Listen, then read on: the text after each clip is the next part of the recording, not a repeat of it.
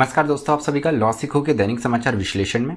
तो चलिए आज के आर्टिकल देखते हैं। पहला जो आर्टिकल है ये मर्डरस प्राइड द हिंदू से ये आर्टिकल के बारे में हम बात करेंगे। ऑनर किलिंग का पे ये आधारित है। एक इंसिडेंट के बारे में हम बात करेंगे जो कि तमिलनाडु से है।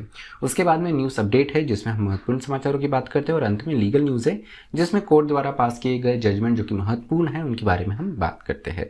तो चलिए देखते हैं इस आर्टिकल के बारे में क्या बताया गया है। इस आर्टिकल में ऑनर किलिंग के केस के बारे में बात की गई है। ये ऑनर किलिंग जो है ये कम्युनिटी के आधार पर किया गया है। एक दलित युवक इसकी हत्या की जाती है एक अपर कास्ट पर्सन के द्वारा, उस पर यह आधारित है। तो इस आर्टिकल में बताया गया है कि इस दलित व्यक्ति की जो दलित विक्टिम था उसका जो हॉरिफिक किलिंग होता है, तो उसके केस में जो यहाँ पे एक्यूज होते हैं उनको कोर्ट ने यहाँ पर सज़ा सुनाई है। तो अपने आप में ये एक सब्सटेंटिव जस्टिस का बहुत महत्वपूर्ण पार्ट है, और काफ़ी कम बार ऐसा देखने को मिलता है कि lower caste community honour killing जैसे केसेस में यहाँ पर कोर्ट इतना कड़े फैसले के साथ में कुछ निर्णय देती है। तो यहाँ पर अगर हम देखें तो एस युवराज जो कि इस केस में एक्यूज्ड है, जिन्हें सजा सुनाई गई है, ये एक कास्ट आउटफिट का जो एक ग्रुप था उसे यहाँ पर लीड करते थे। और वही विक्टिम की बात करें तो ये एक दलित कम्युनिटी से आने वाले युवक थे जिनका नाम वी गोकुल राज था। तो यहाँ पे वी गोकुल राज एक लड़की के साथ में जो कि एस युवराज की कम्युनिटी से होती है उनको बात करते हुए ये एक मंदिर में देखते हैं। उसके बाद में इंक्वायरी करने पर पता चलता है कि वो लड़की जो है वो एस युवराज की कम्युनिटी से है। तो वो एस युवराज उस लड़की को उस लड़की को भेज देते हैं, और ये वहाँ पे वे वी गोकुल राज के साथ में बात करते हैं, और अंत में वो विवाद इतना बढ़ जाता है कि काफ़ी बर्बरता से वी गोकुल राज की हत्या जो है वो एस युवराज अपने साथियों के साथ में मिलकर करते हैं। एस युवराज जो है वो एक ग्रुप चलाता था जिसका नाम था धीरन चिन्नमलई गौंडुर पैरावई। एक इस संगठन के वो हेड थे। तो यहाँ पे अपने आप में काफ़ी महत्वपूर्ण रोल रहा इन्वेस्टिगेटिंग ऑफिसर्स का भी, और उसके साथ में यहाँ पर जो स्पेशल पब्लिक प्रोसिक्यूटर थे उसके अलावा जो इन्वेस्टिगेटर्स थे उनका है। एक महत्वपूर्ण चीज़ एक देखने को इस केस में ये मिली थी कि डीसीपी जो है वो इस केस को संभाल रहे थे। एसटीएससी एक्ट के अंतर्गत भी मामला दर्ज किया गया था, तो डीसीपी के पास में ये मैटर था। अब उस केस में जो डीसीपी थे उनकी भी इस केस के दौरान यहाँ पर वो सुसाइड कर लेते। बहुत सारे विटनेस जो है वो हॉस्टाइल बन जाते हैं।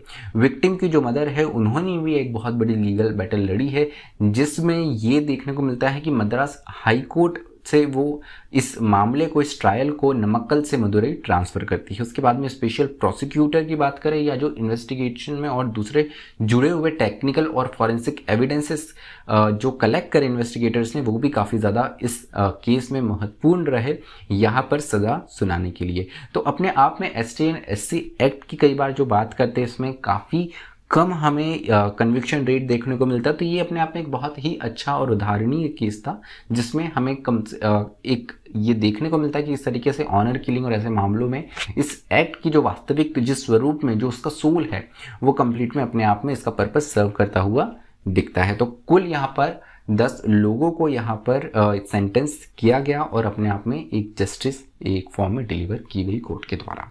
चलिए न्यूज़ अपडेट की ओर आते हैं। तो नीलगिरी में एक रेयर बर्ड इस बटरफ्लाई स्पीसीज मिली है। तितली की एक बहुत ही दुर्लभ प्रजाति मिली है जिसका नाम है द स्पॉटेड रॉयल, जिसे और एक नाम से जाना जाता है जो कहलाता है तजूरिया मैकालोटा।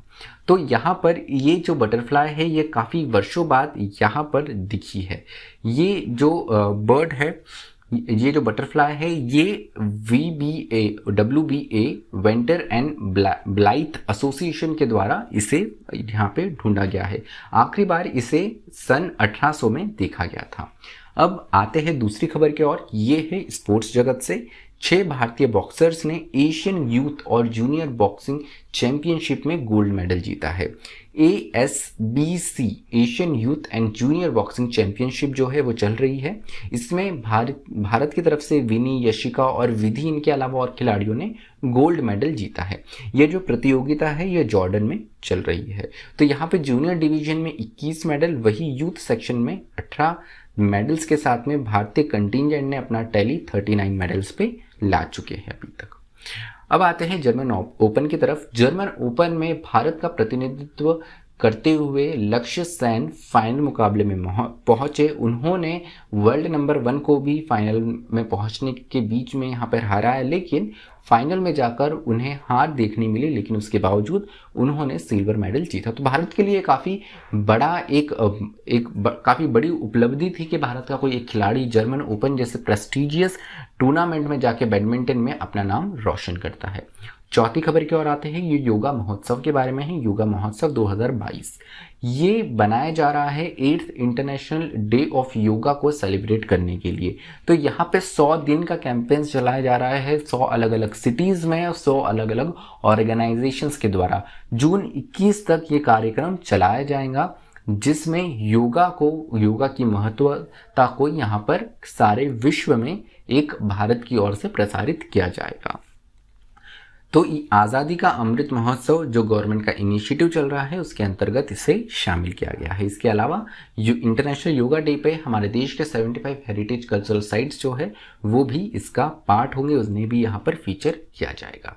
लीगल न्यूज़ की ओर आते हैं। लीगल न्यूज़ में यहाँ पर सुप्रीम कोर्ट ने जस्टिस अमिताभ रॉय कमेटी को फाइनल रिपोर्ट सबमिट करने के लिए 6 मंथ और दी है। जस्टिस अमिताभ रॉय कमेटी जो है ये वह कमेटी है जो कि प्रिजन रिफॉर्म से जुड़े हुए यहाँ पे जो सुझाव है वो सबमिट करेगी। दूसरी खबर है लोक अदालत के बारे में। 2022 की पहली लोक अदालत हुई जिसमें करीब 40 लाख मामलों का निपटारा किया गया। यहाँ पर ये जो आंकड़े हैं ये national legal service authority NALSA के द्वारा दिए गए हैं। तो यहाँ पर काफ़ी महत्वपूर्ण रहा कि हमारे देश में जहाँ पे पेंडेंसी इतना ज़्यादा है वहाँ पे लोक अदालत जो है अपने आप में काफ़ी एक इफेक्टिव मीन्स साबित होता है। ये लोक अदालत जो है ये 12 मार्च 2022 के दिन आयोजित की गई थी, शनिवार के दिन। तो चलिए हमारा आज का विश्लेषण यही समाप्त होता है। जो सुनने के लिए आप सभी का धन्यवाद। Thank you. Stay tuned to law.